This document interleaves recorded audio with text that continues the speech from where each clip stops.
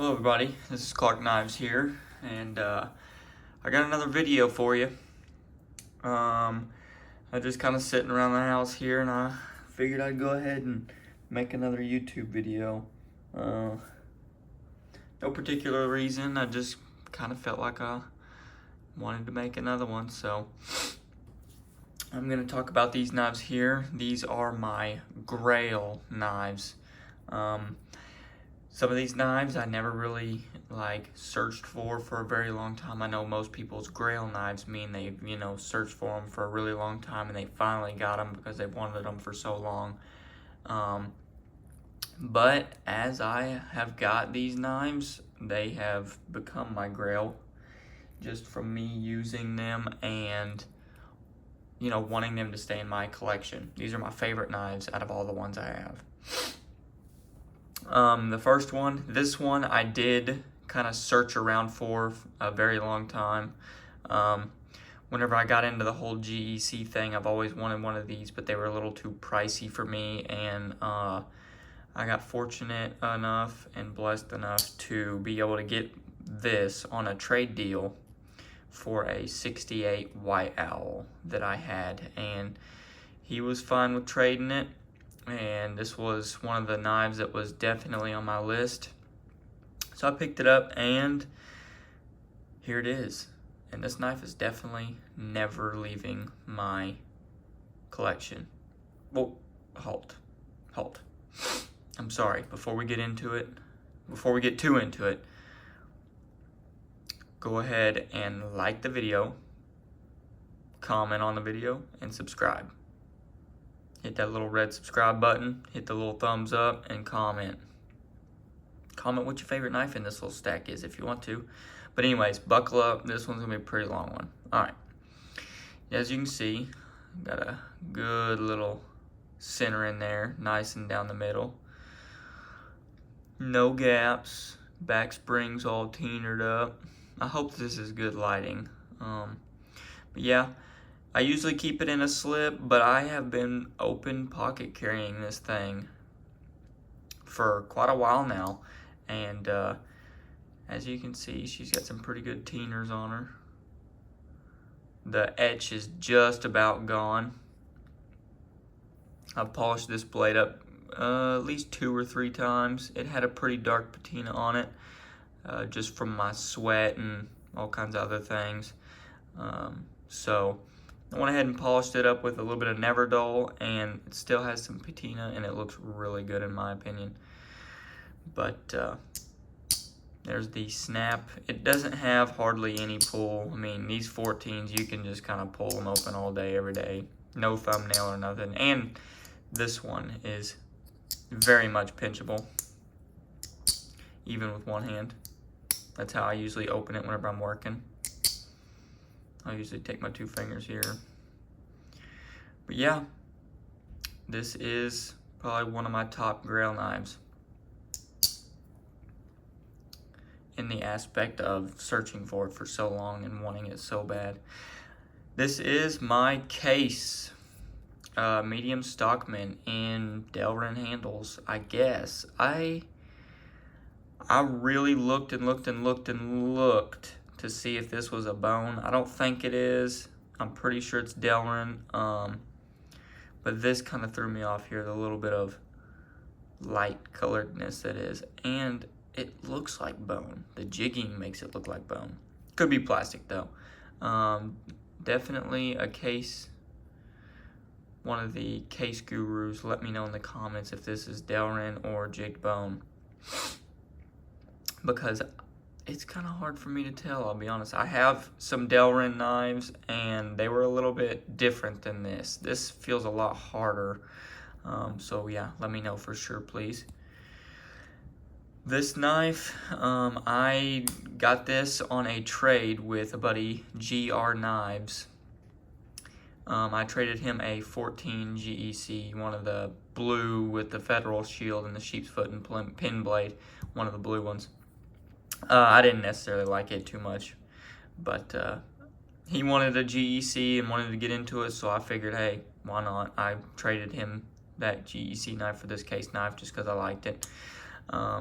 It does have half stops. Very snappy. And then this is I do believe a 9 dot. I can't really see it. Let me count here.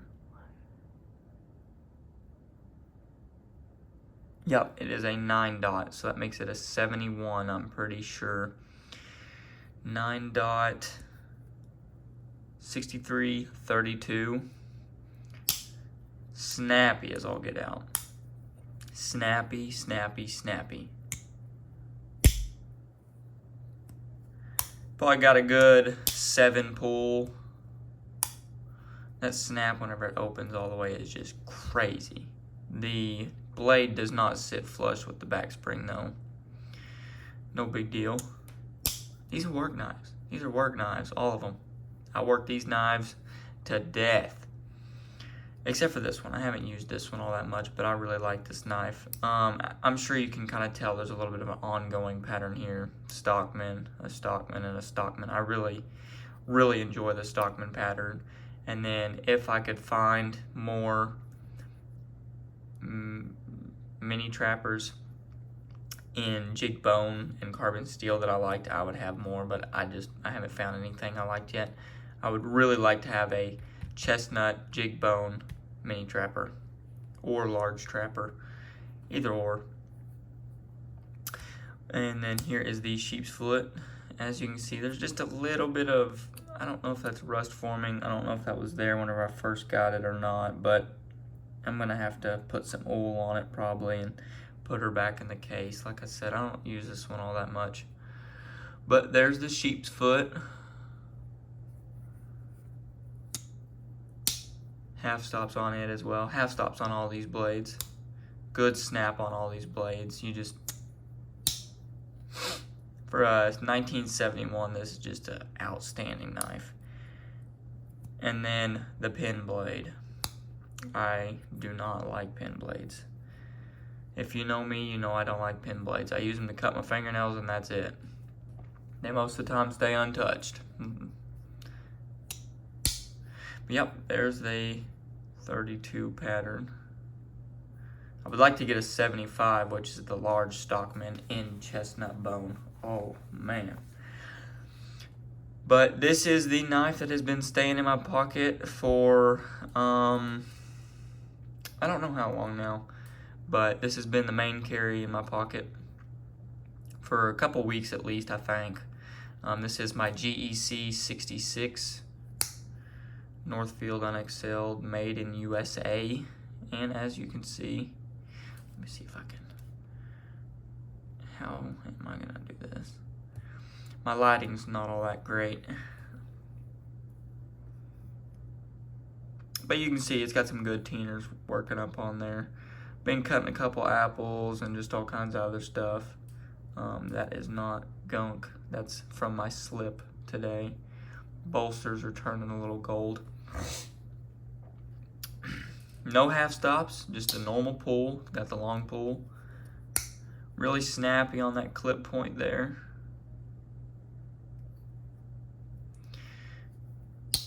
And then here is the sheep's foot. As you can see, got some good teeners going on there as well. Little bit of blade rub, no big deal. This is a work knife. We work our knives. I don't usually just put them up and leave them sitting around. I like to get a real good patina going, sharpen them up, decrease the value as much as possible before I either keep it or get rid of it. That's the way I do it. I love doing that. I don't like letting a knife sit around and collect dust. I like it to collect dust in my pocket from pocket lint. And then the spade blade. I don't really use a spade blade that much. I definitely need to start using it a little bit more, but I don't know. Whenever I pull it out of my pocket or pull it out of that slip, I usually either got the clip point facing where I can open it fast. I have it to where if I dump my slip, it'll be right there and there's the clip point. So I'll just pull the clip point out. Booyah. Or if I've got something that I need a small knife for, like fingernail or gunk under it, I usually, since it's like this, I'll just flip it over and boom, it's right there. And I just like the way these mini sheep's foots look. Absolutely love it.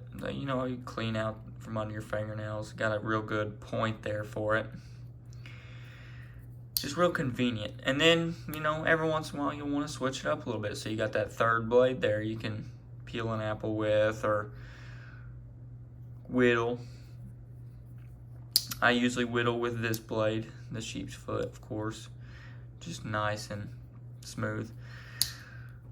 But yeah, that is my 66 in sandbar stag. Just take a look at that stag. I'll give you a second to admire it there.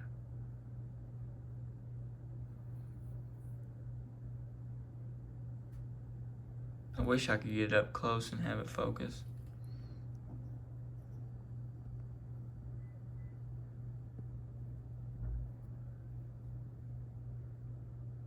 Anyways, there is a 66 in sandbar stag. And here it is.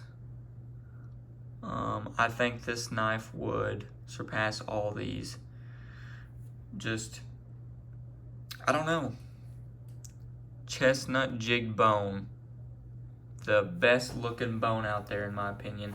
And I'll be honest with you folks, I found this knife in a Shepherd of the Hills cutlery store for I think $45, maybe $40. It was on sale. I seen it. I didn't know anything about chestnut jig bone or CV really. This was one of my first kind of carbon steel knives. And I seen it, I bought it, and absolutely loved the bone. And then that's whenever I started watching Richter knives and all them and learned about the carbon steel. Little short story. I'll give you a little short story. I collected case knives quite a bit. Didn't really know all that much about them. I really just liked knives. I'd always seen my family members carrying one. So I'd go to the case store and buy them every once in a while. And then I seen this one and it started getting a little bit of color, and I started watching Richter knives and found out what patina was and carbon steel versus stainless steel. And this was my first carbon steel knife. I do believe. I could be wrong. Maybe this one was. I don't know. But this one was kind of the one that introduced it all, you know. I did polish the blade up not too long ago with some Never Dull. Let me see if I can get that to focus a little better. There we go. Look at that blade. Case makes a great clip point. I absolutely love it. And I can't wait to get more chestnut jig bone. This stuff is crazy.